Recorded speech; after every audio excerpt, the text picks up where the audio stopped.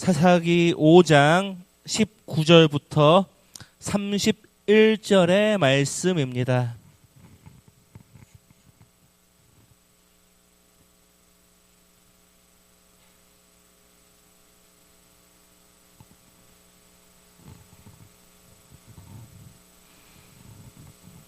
제가 가진 성경은 구약 368페이지에 있습니다. 368페이지 사사기 5장 19절부터 31절의 말씀 다 찾으신 줄 알고 우리 한 목소리로 함께 봉독하겠습니다. 왕들이 와서 싸울 때에 가나안 왕들이 무깃도 물가 다낙에서 싸웠으나 은을 탈취하지 못하였도다. 별들이 하늘에서부터 싸우되 그들이 다니는 길에서 시스라와 싸웠도다. 기손강은 그 무리를 표류시켰으니 이 기손강은 옛 강이라. 내 영혼아 내가 힘있는 자를 밟았도다. 그때의 군마가 빨리 달리니 말굽소리가 땅을 울리도다. 여호와의 사자의 말씀에 메로스를 저주하라. 너희가 거듭 그 주민들을 저주할 것은 그들이 와서 여호와를 돕지 아니하며 여호와를 도와 용사를 치지 아니함이니라 하시도다.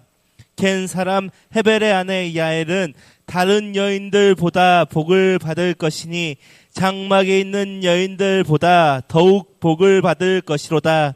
시스라가 물을 구하매 우유를 주되 곧 엉긴 우유를 귀한 그릇에 담아 주었고 손으로 장막 말뚝을 잡으며 오른손에 일꾼들의 방마기를 들고 시스라를 쳐서 그의 머리를 뚫되 곧 그의 관자놀이를 꿰뚫었도다.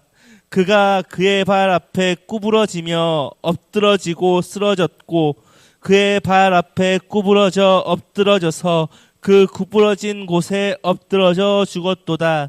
시스라의 어머니가 창문을 통하여 바라보며 창사를 통하여 부르짖기를 그의 병거가 어찌하여 더디 오는가, 그의 병거들의 걸음이 어찌하여 늦어지는가 하매 그의 지혜로운 시녀들이 대답하였겠고 그도 스스로 대답하기를 그들이 어찌 노량물을 얻지 못하였으랴.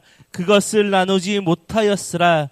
사람마다 한두 처녀를 얻었으리로다.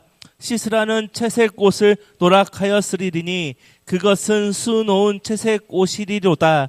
곧 양쪽에 수놓은 채색 옷이리니 노력한 자의 목에 꾸미리로다 하였으리라.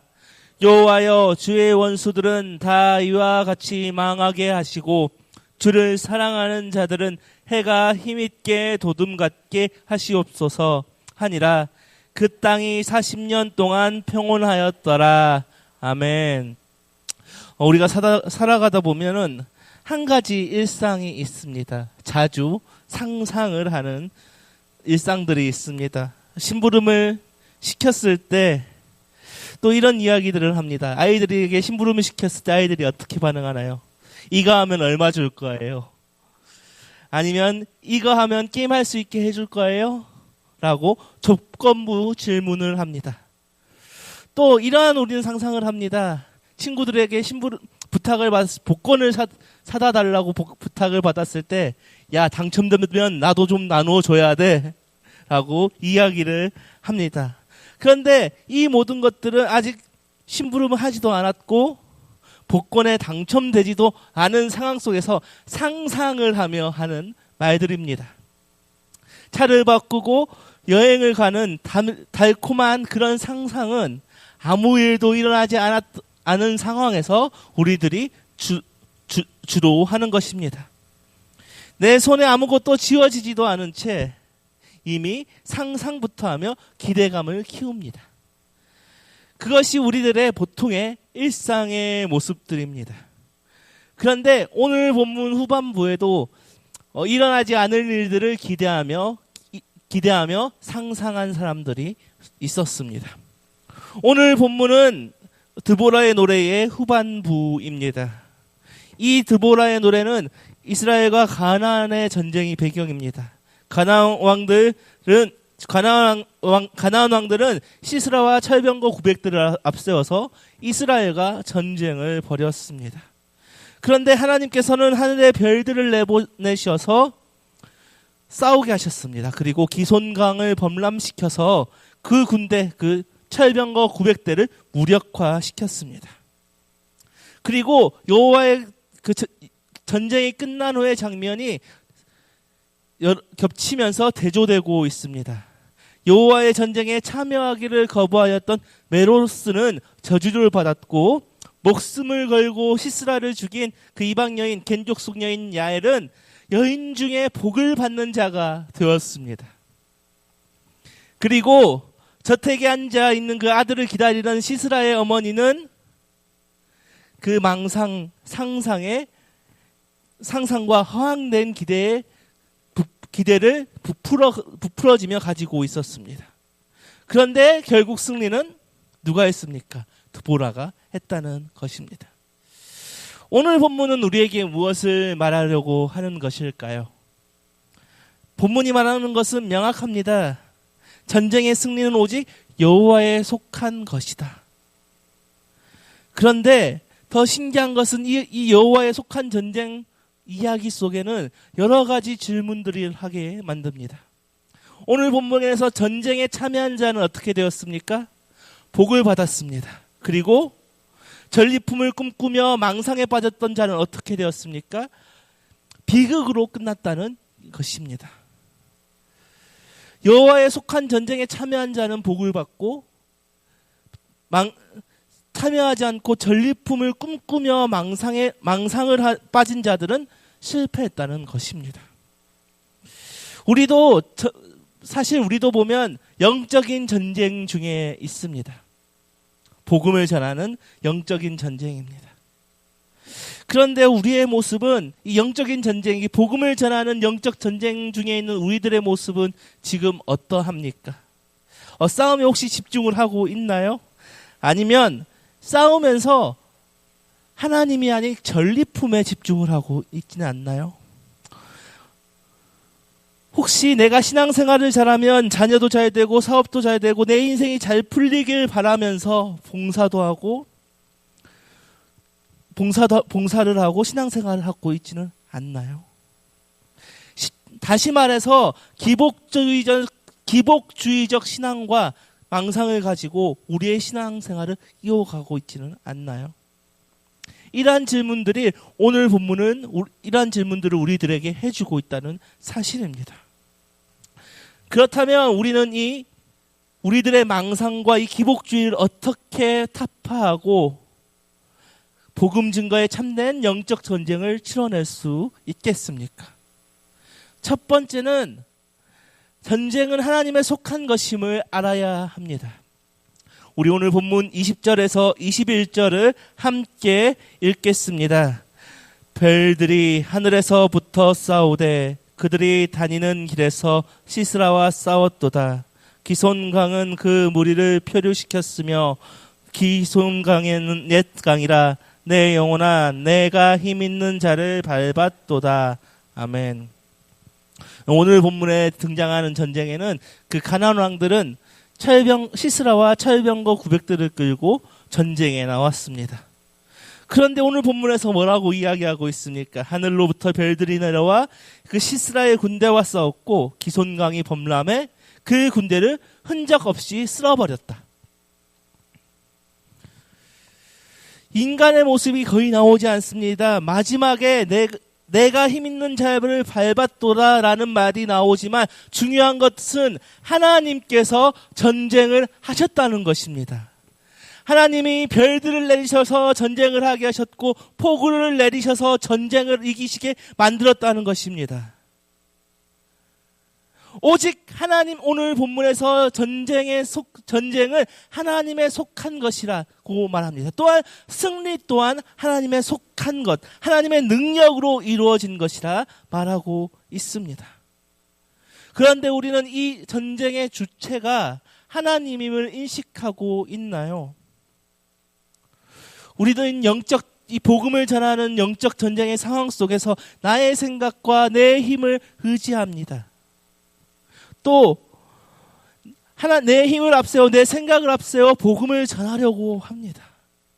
그런데 이 복음 전함은, 이 영혼을 구하는 영적 전쟁은 오로지 하나님의 능력으로만 가능한 것입니다. 하나님이 싸워 주셔야만이 가능한, 승리할 수 있다는 것입니다. 우리는 분명히 알아야 합니다. 말을 잘하는 사람이 복음을 전하는 것이 아닙니다. 재능이 있는 사람이 복음을 전하는 것이 아닙니다. 하나님과 함께 하시는 사람만이 영적 전쟁에서 승리할 수 있다는 사실을 오늘 본문을 통해 우리는 알 수 있습니다. 그리고 우리는 하나님이 사용하시는 도구가 되어야 한다는 것입니다. 구약의 기드온의, 사사기의 기드온을 보십시오. 미디안 군대 13만 5천 명이 몰려왔을 때 하나님은 어떻게 하셨습니까? 이스라엘 백성들 300명만 남겨두고 다 집으로 보내었습니다. 왜 그러셨을까요? 자신의 능력으로 이스라엘을 구원하였다라고 착각할까봐, 교만할까봐였습니다. 하나님은 결국 단 300명만으로 횃불과 항아리를 이용하여 미디안 군대를 스스로 자멸하게 만드셨습니다. 승리는 숫자에 있지 않습니다. 승리는 능력에 있지 않습니다. 승리는 하나님의 주권에 있습니다. 고린도전서 1장 27절은 이렇게 말합니다. 하나님께서 세상에 미련한 것들을 택하사 지혜 있는 자들을 부끄럽게 하려 하시고 세상에 약한 것들을 택하사 강한 것들을 부끄럽게 하려 하시며, 우리가 쓰임받는 것은 우리가 뛰어나서가 아니라 하나님이 우리를 사용하시기 때문에 쓰임받는 사실을 끊임없이 기억해야 합니다. 두 번째는 하나님의 사역에 적극적으로 참여해야 한다는 것입니다. 우리 오늘 본문 23절, 24절을 함께 읽겠습니다. 여호와의 사자의 말씀에 메로스를 저주하라. 너희가 거듭거듭 그 주민들을 저주할 것은 그들이 와서 여호와를 돕지 아니하며 여호와를 도와 용사를 치지 아니함이니라 하시도다. 겐 사람 헤벨의 아내 야엘은 다른 여인들보다 복을 받을 것이니 장막에 있는 여인들보다 더 복을 받을 것이로다. 아멘. 오늘 본문에서 메로스 주민들이 나옵니다. 성경에는 단 한 번 등장하는데요. 오늘 본문에서 메로스 주민들은 어떻게 되고 있습니까? 여호와의 전쟁에 참여하기를 거부했다는 이유로 저주를 받고 있습니다. 그리고 한편 겐족 속의 여인 야엘은 어떻게 되었습니까? 적장 시스라를 죽였고 모든 여인 중에 가장 복을 받는 자가 되었다라고 오늘 본문은 기록하고 있습니다. 이 메르스라는 곳은 성경에서 단 한 번 등장합니다. 그런데 그리고 위치도 정확히 알 수 없습니다. 그러나 오늘 본문에서 분명히 말하고 있는 것은 그들은 공동체의 일원이었지만, 하나님에 속한 사람들이었지만 하나님이 요구하신 전쟁에 참여하지 않았다는 것입니다. 하나님이 하시는 전쟁에, 그 여호와의 전쟁에 참여하지 않고 외면했다는 사실입니다. 그런데 오늘 같이 등장하는 이 야엘은 어떻습니까? 겐족 속 이방 여인이었습니다. 그녀에게 이 전쟁에 참여하는 것은 어떤 의미가 있었겠습니까? 아무런 의미도 없었던 것입니다. 그럼에도 불구하고 그녀는 어떻게 했습니까? 자신의 목숨을 걸었습니다. 자신의 목숨을 걸고 시스라를 죽였습니다. 오늘 본문의 이러한 대조는 공동체에 속해 있는 것이 복이 아니라 공동체의 사명에 실제로 참여하는 자가 복을 받는다는 사실을 분명하게 보여주고 있습니다. 우리도 이 사실을 잊지 말아야 합니다.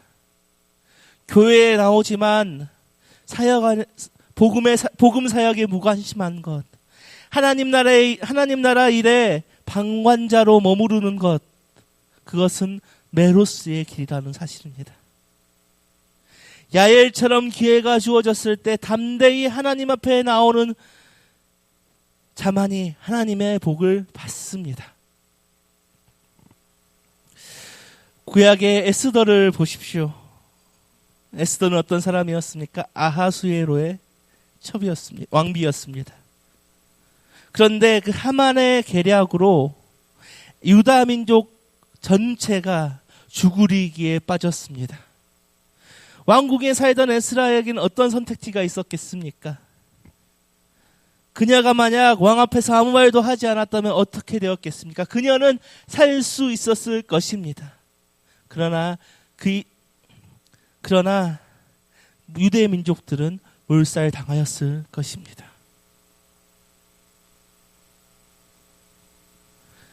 그러나 그의 오빠였던 모르드게는 에스더에게 이렇게 말합니다.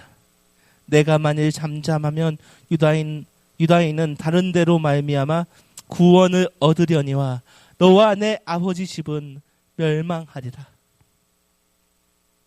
그 경고를 들은 에스더는 죽으면 죽으리이다라는 그 각오를 가지고 왕 앞에 나아갔습니다. 그녀는 방관자의 자리를 박차고 일어나 민족을 구원하는 하나님의 위대한 도구가 되었습니다. 마태복음 12장 30절에서 예수님은 이렇게 말씀하십니다. 나와 함께 아니하는 자는 나를 반대하는 자요 나와 함께 모으지 아니하는 자는 해치는 자니라. 우리도 그 회색지대라는 그 안전거리에서 머뭇거리지 말고 피 흘리기까지 죄와 싸우며 그 영혼을 구원하는 그 영적인 전쟁에 담대히 나아가야 한다는 것입니다. 세 번째는 전리품의 망상을 버리고 오직 주님만을 사랑해야 된다는 것입니다. 우리 오늘 본문 30절에서 31절을 함께 읽겠습니다. 그들이 어찌 노량물을 얻지 못하였으랴 그것들을 나누지 못하였으랴 사람마다 한두 처녀를 얻었으리로다. 씻으라는 채색 옷을 노락하였으리니 그것은 수놓은 채색 옷이로다. 곧 양쪽에 수놓은 채색 옷이리니 노력한 자의 목에 꾸미리로다 하였으리라.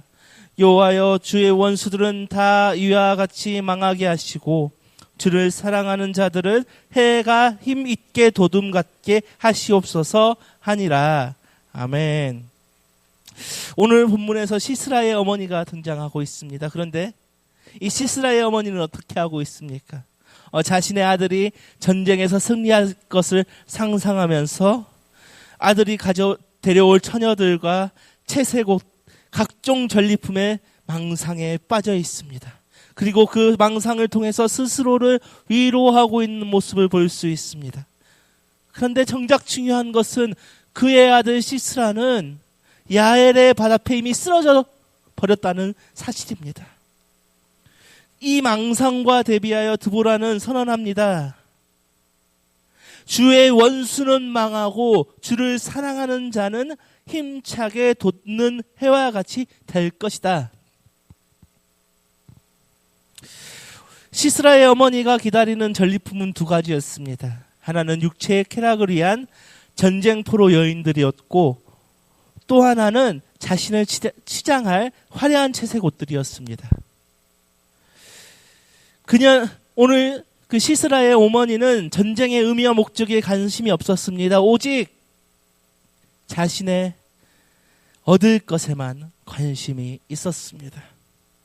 그러나 그것은 망상이었습니다. 아들은 이미 죽었고 그녀가 얻을 것은 없습니다. 오늘 본문이 우리들에게 말하고자 하는 것도 마찬가지입니다.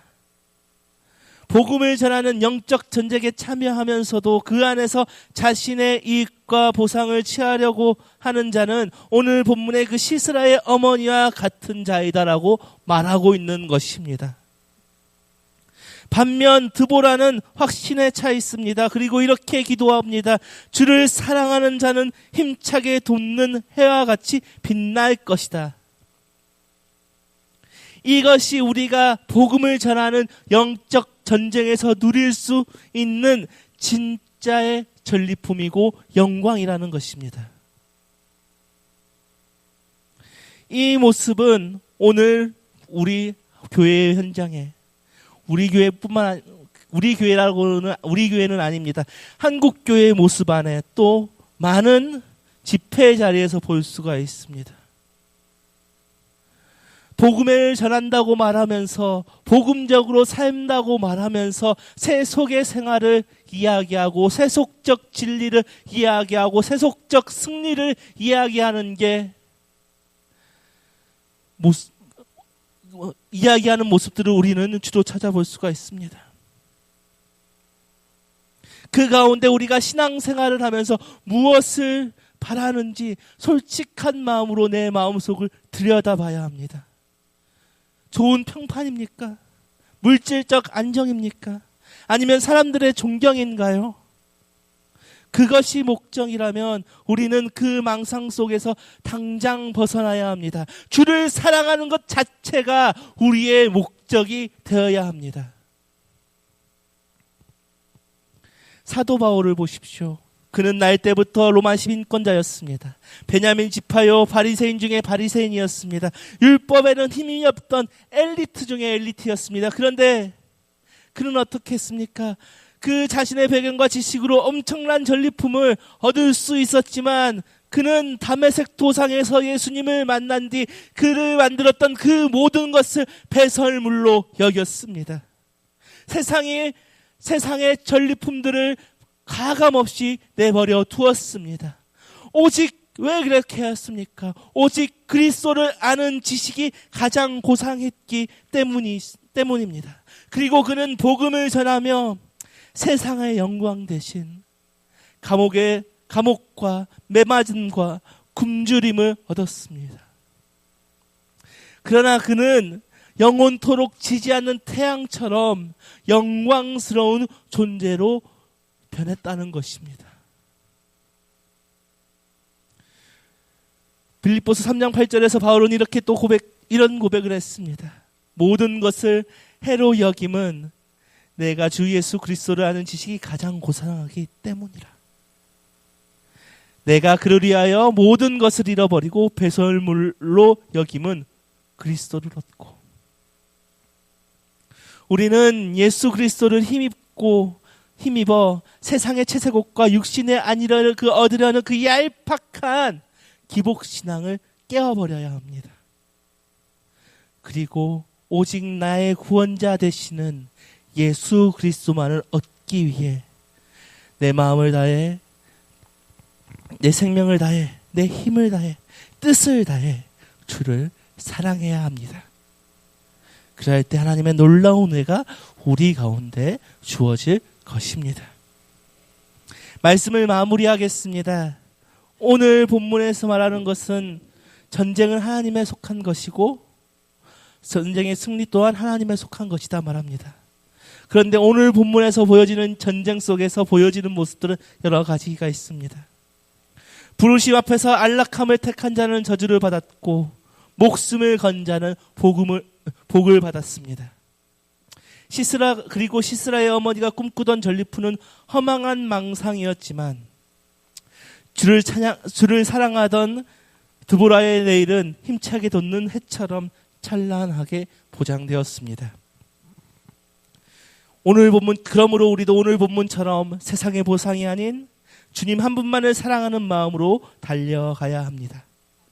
이 시간 오늘 말씀처럼 이 치열한 영적 전쟁 한가운데서 전리품을 계산하는 눈이 아니라 오직 주님을 바라보는 눈으로 하루를 살아가는 우리 모두가 되시기를 주님의 이름으로 소망합니다.